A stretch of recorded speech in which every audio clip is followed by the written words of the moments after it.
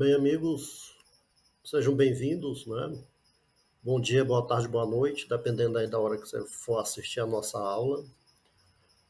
Vamos dar início à nossa aula 4 da disciplina de Instrumentação para o Ensino de Matemática 2, que é exatamente a parte voltada para o ensino de matemática no ensino médio, né? Então, sejam bem-vindos. A aula de hoje, que é a nossa quarta aula, a primeira depois da atividade avaliativa, ela vai tratar sobre as estratégias metodológicas para o ensino da matemática. Na aula de hoje, nós vamos trazer ideias, sugestões, estratégias, né, para que o professor de matemática consiga adequadamente fazer com que o processo de ensino-aprendizagem tenha um êxito. Tá? Nós temos estratégias, essas que se associam melhor com determinados conteúdos, né? A gente viu que os conteúdos da matemática, nós temos conjuntos, funções, a parte de probabilidade estatística, né? Que é análise de dados, a parte de geometria. Então, são várias estratégias, logicamente, que elas podem se adequar a todos os conteúdos, mas algumas delas são melhores quando trabalhadas em um determinado conteúdo, tá bom? Então a gente vai ver essas estratégias e vai ver a melhor associação delas aos conteúdos, tá? Essas estratégias, quando aplicadas de maneira integrada e contextualizada, elas têm o potencial de enriquecer o processo de ensino-aprendizagem, promovendo a formação de alunos mais autônomos e críticos em relação à matemática, além de ajudar a criar um ambiente de aprendizagem mais eficaz e motivador na sala de aula. Você vê que sempre a metodologia da matemática ela tem que ter esse papel motivador, né? Porque a gente sabe que a matemática é um dos grandes desafios na educação básica, né? Os índices brasileiros, por mais que venham melhorando, mas ainda estão aquém do ideal, do adequado, né? E muitas vezes esses índices são baixos exatamente pela aversão que os alunos têm com a disciplina de matemática, né? Então, é necessário ser o professor capaz de trazer essa motivação para a sala de aula. E essa motivação, na maioria das vezes, é exatamente através de estratégias metodológicas adequadas ou inovadoras, né? Para que fuja daquele padrão de aula tradicional, escreve no quadro, copia, escreve no quadro, copia, e o aluno passa a achar aquilo entediante, né? Então, é importante essa motivação, essa alternância de estratégia, né? Para que o ensino seja melhor absorvido pelos alunos, tá certo? Então, de forma geral, quais são essas estratégias metodológicas mais importantes da matemática? Tá? Então, nós temos aí o uso de materiais manipulativos, aí você já traz a parte do toque, a parte da percepção, né?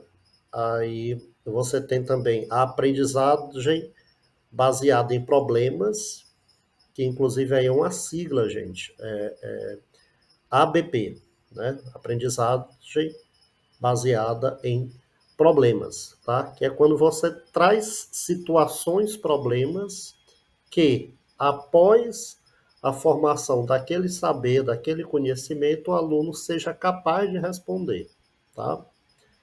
A tecnologia educacional, né, que é cada vez mais pungente, cada vez mais no nosso dia a dia estão as tecnologias educacionais, seja elas aplicativos, seja elas programas, seja elas sites, né? O ensino colaborativo é uma outra estratégia, tá? A gente vai ver todas elas separadamente. O ensino diferenciado também, que às vezes a gente sabe que tanto colaborativo quanto diferenciado, a gente sabe que tem turmas que elas são muito heterogêneas, né? Algumas turmas, sim, são homogêneos. Alunos conseguem formar o conhecimento de forma assim linear, quase todo mundo igual, né? Mas tem umas turmas heterogêneas que uns alunos apresentam mais dificuldades do que outros, e essas dificuldades podem ser sanadas exatamente através desses processos ou colaborativos, né? Que os próprios alunos se ajudam, ou diferenciado, em que um ou mais aluno ele recebe uma atenção maior, né? Outra estratégia, gente, é que a gente fala muito no laboratório de matemática, né? É a estratégia do lúdico e dos jogos matemáticos, tá? Trazer brincadeiras para a sala de aula, mas essas brincadeiras que tenham um fundo, logicamente, educacional, que vai conseguir fazer com que o professor cumpra os objetivos, alcance as habilidades e competências que os alunos devem ter naquele conteúdo, tá?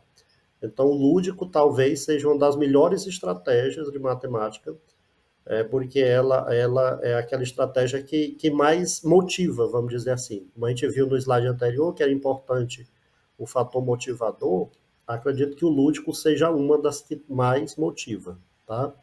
Esses jogos matemáticos também vocês podem fazer, criar jogos, esses inclusive que tem na televisão, por exemplo, passo ou repassa, você pode separar a turma e fazer um passo ou repassa de equações, de perguntas lógicas, de perguntas conhecimentos matemáticos, qual o único número par primo, por exemplo, né? Então, é possível você fazer a adaptação do lúdico a todos os conteúdos matemáticos, tá? Aí você tem aí investigação e descoberta, não é? Que é uma sequência, né? O aluno é instigado a pesquisar. Outra estratégia é a contextualização, que essa é uma estratégia que pode estar, inclusive, alinhada e aliada a outras estratégias, né? Porque a gente sabe que a questão da contextualização tem muito mais a ver com a questão da forma que aquele conteúdo é explanado e, sobretudo, da forma que ele é cobrado, tá? Então, a gente tem que evitar, né, algo descontextualizado, algo seco, né? Qual a área do cubo tal, tá? Para que a gente consiga contextualizar, trazer o que faz exatamente as questões do Enem, né? E a contextualização ela está aliada na próxima estratégia, que é a interdisciplinaridade, né? É você conseguir associar diferentes conteúdos de diferentes disciplinas que usarão aquele conhecimento que está sendo desenvolvido naquela aula, né? E a última estratégia é a avaliação formativa, né? Que a gente também vai ver a explicação dela e de todas as outras aí, tá? Mas a avaliação ela é importante para você identificar quais alunos estão com dificuldade, que aí já pode atingir a estratégia, passar a usar a estratégia do ensino colaborativo ou diferenciado, né? Então, essa avaliação ela vai conseguir trazer os dados, né, um filtro de todos os alunos da turma, tá certo? Então, vamos ver as estratégias de forma individual. As duas primeiras estratégias é o uso de materiais manipulativos e a aprendizagem baseada em problemas ABP. O uso de materiais manipulativos, qual é a proposta dessa estratégia? É você conseguir incorporar objetos físicos, como blocos, réguas, fitas, para facilitar a compreensão de conceitos abstratos, tá? Algumas escolas elas têm um material plástico que simula cones, esferas, cilindros, né? E inclusive eles são ocos para você colocar água dentro, né? E você tentar comparar o volume, por exemplo, da esfera com o cilindro. Você enche a esfera de água e transporta aquela água para o cilindro para ver se ocupa o cilindro todo, ou ocupa metade, ou falta, né? Sobra água na esfera.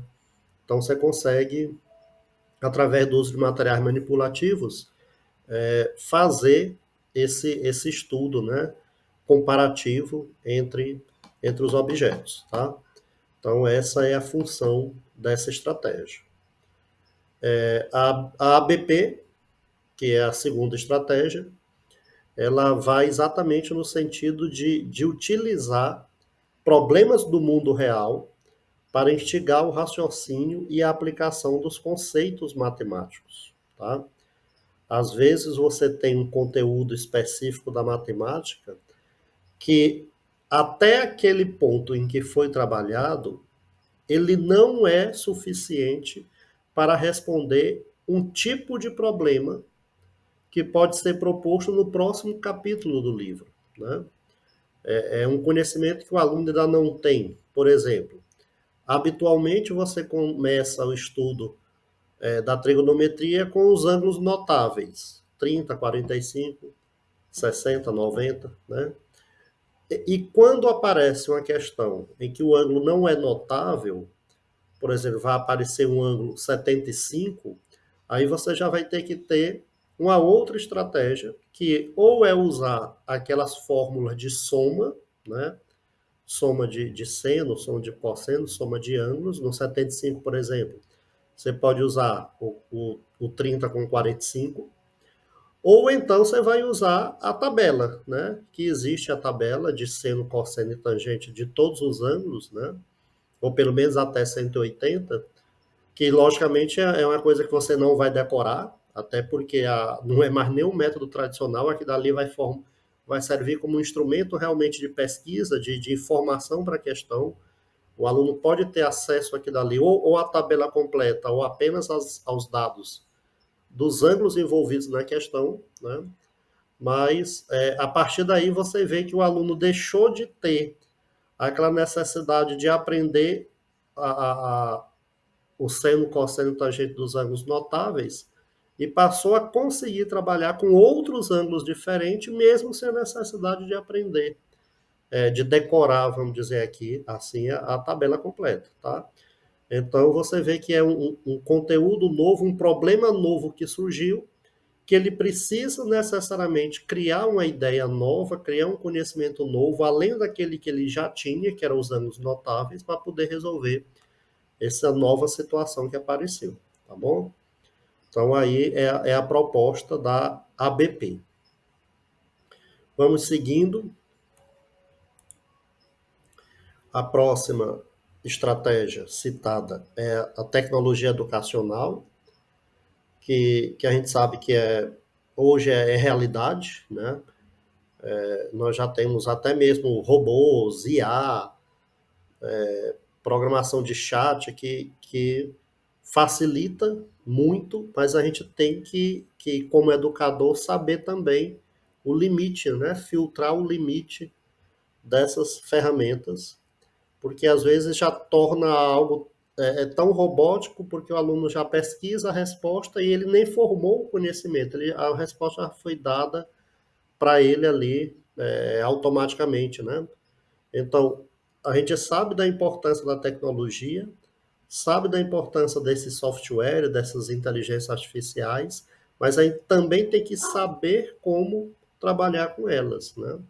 Porque senão torna-se algo muito, muito direto, muito reto, sem a pessoa ter a necessidade de pensar, de desenvolver um senso crítico, esse tipo de coisa, tá bom? Então, a tecnologia educacional, ela prevê o uso de aplicativos, jogos e softwares interativos que tornam o aprendizado mais dinâmico e envolvente. Vocês veem que recai novamente naquela parte da motivação, né? O aluno vê algo prático, algo diferente, e ele passa a ter um interesse maior pelaquela aula, pelaquele conteúdo. Então, a metodologia aí da tecnologia é importante também. Outra estratégia metodológica é o ensino colaborativo, né? Promover atividades em grupo, onde os alunos trabalham juntos para resolver problemas, estimulando a troca de ideias, né? Aquele comentário que eu fiz agora há pouco, de que às vezes você tem uma turma em que 3, 4 alunos se sobressaem, né? e outros têm um pouco mais de dificuldade, então eles, a linguagem deles, da própria idade deles, às vezes facilita e muito a compreensão de certos conteúdos, tá? Então, nesse caso, formar grupos com aqueles alunos distribuídos, né, por nível, assim, é interessante. Desculpem, não sei se vocês estão ouvindo a, a cachorra daqui, do cachorro daqui de casa. Ela fica aqui na janela e não adianta. Se ela ouvir a voz, vai latir mesmo. Se ela ouvir minha voz, vai querer latir. Sim, então esse ensino colaborativo é isso, tá? É exatamente promover essa ideia de atividade em grupo para que os alunos se ajudem e aquele grupo de alunos consiga atingir o objetivo daquele conteúdo, tá certo? Vamos às próximas estratégias. O ensino diferenciado e os jogos matemáticos. São mais duas estratégias citadas, né? Em que a gente vai ter que se atentar para o ensino diferenciado, pode ser algo similar que complete aquele que a gente acabou de ver, que é o ensino compartilhado, né? No ensino diferenciado, você vai adaptar as atividades de acordo com o nível de entendimento e o estilo de aprendizagem de cada aluno, tá? Aqui seria aquela necessidade de trabalhar algo mais individual com certos alunos, obviamente aqueles que têm maiores dificuldades de absorver o conteúdo, tá? Então, aqui não é que você vá dizer assim, vá desprezar aqueles alunos que já sabem, porque para eles também você pode colocar desafios, pode colocar umas questões mais elaboradas, trazer umas questões de concurso, para que eles se extinguem e eles também não fiquem naquele marasmo, porque muitas vezes o aluno que já sabe o conteúdo, ele começa a achar a aula chata porque ele já sabe daquilo que os outros ainda não sabem. Então, se ele for instigado a algo mais aprofundado, mesmo dentro do próprio conteúdo, né, ele vai tomar cada vez mais aquele espírito de tentar resolver, de acabar formando melhor ainda aquele conhecimento que ele já tem, enquanto que os outros estão sendo trabalhados de forma adaptada, né, para a realidade e o conhecimento de cada um, tá certo? A outra estratégia aí, gente, são os jogos matemáticos, né? Que usar jogos que desafiem os alunos a aplicar conceitos matemáticos de maneira lúdica e divertida. Vocês veem que, de novo, remete para aquela história de instigar, do aluno gostar daquele conteúdo que ele vai estar vendo, não é? Algo motivador para a aula, que é exatamente essa parte dos jogos matemáticos e do lúdico, tá certo? Tem muitos jogos matemáticos, dependendo da série, né? Você vai trabalhar, por exemplo, com as quatro operações, você tem jogo de dominó, né? Que numa peça tem a pergunta, né? 2 vezes 3, na outra tem que ter a resposta, 6, né? O aluno vai fazendo, montando aquela trilha do dominó ou de algum outro jogo e vai conseguindo, de forma lúdica, obter aquele conhecimento, tá certo?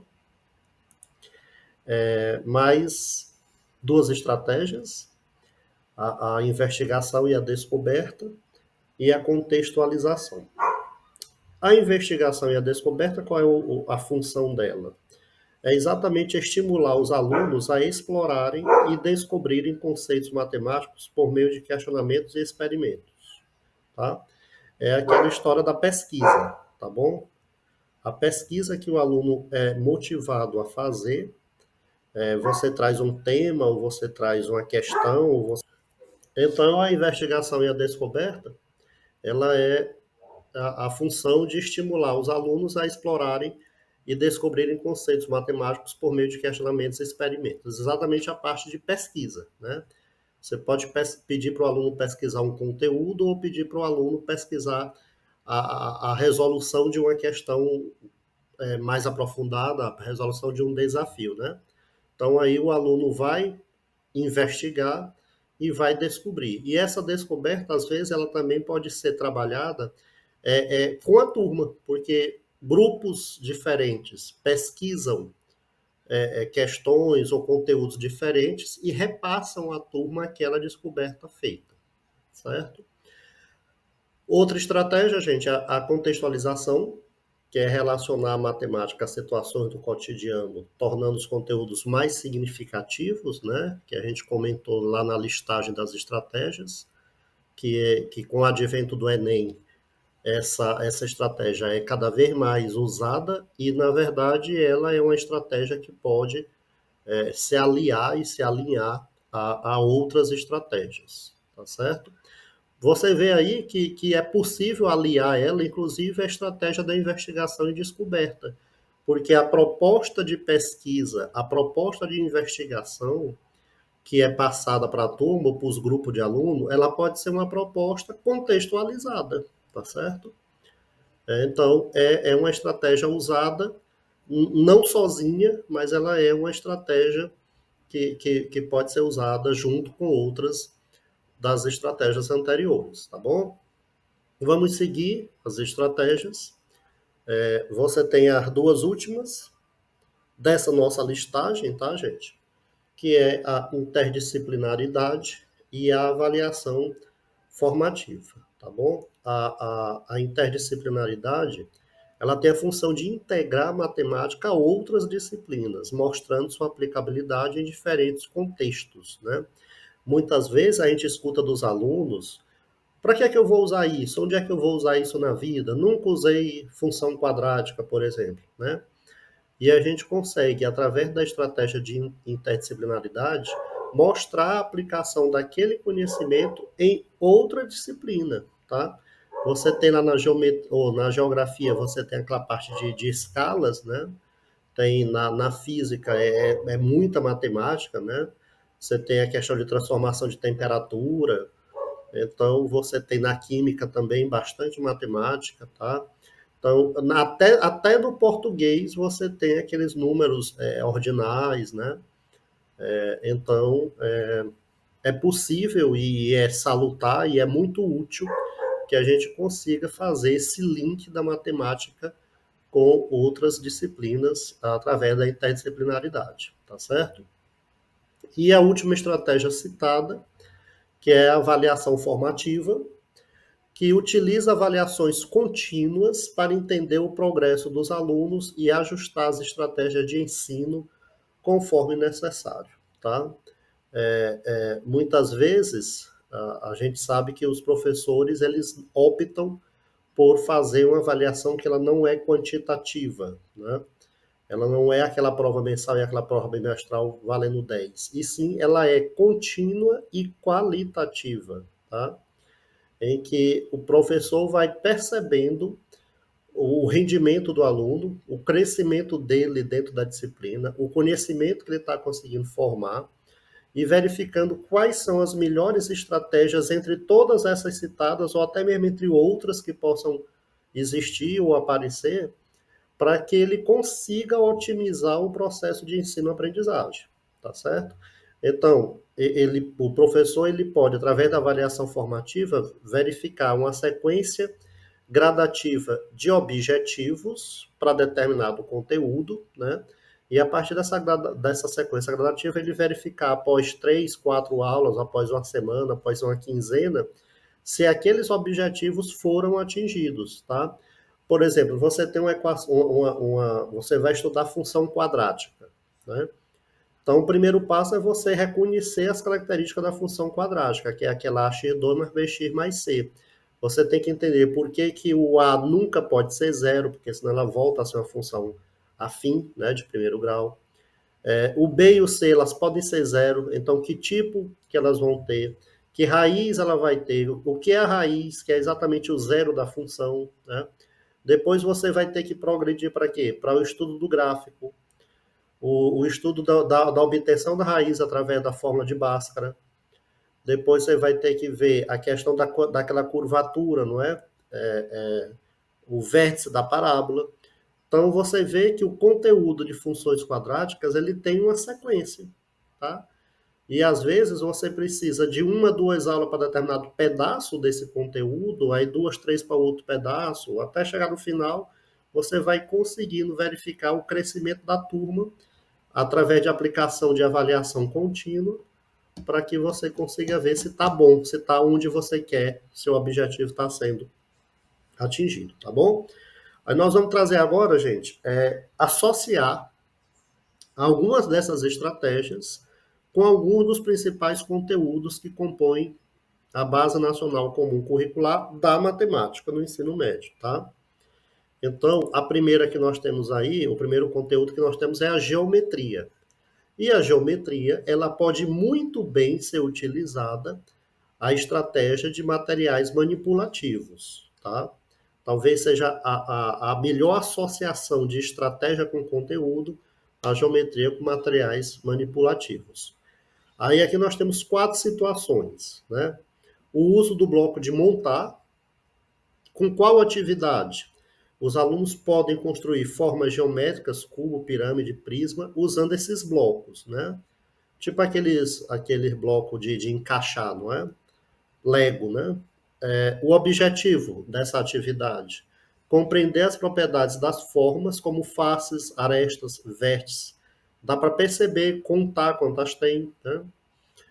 Outra atividade: formas de papel, que é uma atividade em que forneça formas recortadas, triângulos, quadrados e círculos, para que os alunos a manipulem, tá? Qual o objetivo dessa atividade? É explorar conceitos de área, perímetro, congruência ao comparar e combinar formas.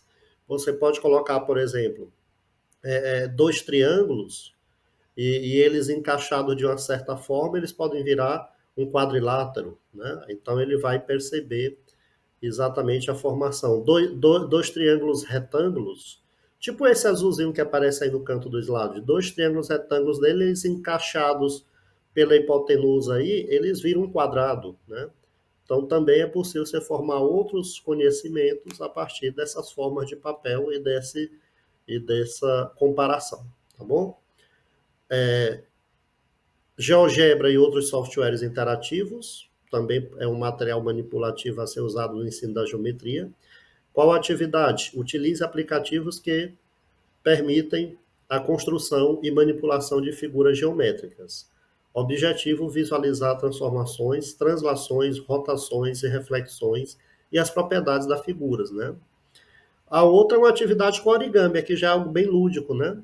Que é para ensinar técnicas de dobradura para criar figuras geométricas. E o objetivo: compreender conceitos de simetria, ângulo e formas ao criar e manipular esse papel, tá bom? Então aqui são algumas propostas de atividade na estratégia de materiais manipulativos no conteúdo de geometria. Agora o conteúdo de números e funções. Qual é a estratégia que pode ser usada? A aprendizagem baseada em problemas, tá bom? Então você tem aí uma atividade proposta que é escolha de problemas reais. Um exemplo: proponha um problema onde os alunos precisam calcular o custo de uma viagem, considerando distância, preço do combustível e o consumo do carro. O objetivo: relacionar números e funções às situações do dia a dia, né? Outra atividade: formação de grupos, em que divide os alunos em grupos pequenos para discutir o problema e desenvolver soluções colaborativas. Incentive a exploração de diferentes abordagens, como propor funções lineares ou quadráticas, dependendo do contexto, tá? Apresentação das soluções, que os grupos podem apresentar as soluções para a turma toda, que a gente comentou agora há pouco, né? Explicando o raciocínio e quais os cálculos foram utilizados. E isso também tem como objetivo encorajar a discussão e a comparação entre diferentes soluções propostas por diferentes grupos, tá bom? Você tem aí exemplos de problemas que podem ser trabalhados. Problema do crescimento populacional. Os alunos podem modelar o crescimento de uma população de animais em um parque usando funções exponenciais, tá? Problemas financeiros, calcular juros simples e compostos em situações de investimentos ou empréstimos. E aqui também ele pode fazer um comparativo entre os dois juros e verificar que o crescimento do composto é muito mais acelerado, né? Outro exemplo de problema: funções de custo e receita. Criar um modelo para uma empresa que precisa entender sua função de custo em relação à sua produção, tá bom? Então aí são atividades a serem trabalhadas juntamente na estratégia de problemas para o conteúdo de números e funções. Nós temos essa semana uma atividade para vocês fazerem, que é um fórum, em que vocês vão associar outras atividades e qual a melhor estratégia para o conteúdo exatamente de estatística, probabilidade estatística, tá certo? E aí a frase para a gente encerrar a aula de hoje: a educação, para ser eficaz, ela deve ser ativa e não passiva. É uma frase do Piaget, em que o aluno tem que contribuir para a própria formação do seu conhecimento, certo? É isso, pessoal. Tchau, até a próxima.